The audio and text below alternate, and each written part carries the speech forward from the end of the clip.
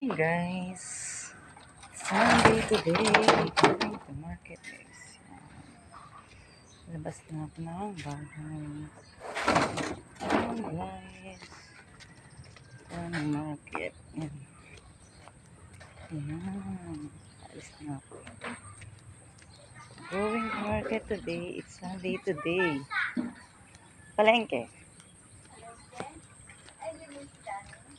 Hindi uwi yun eh. Tabi.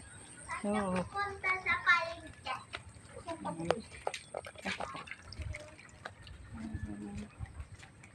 Palang linggo niya. Palengke ngayon. Kasi going to market na.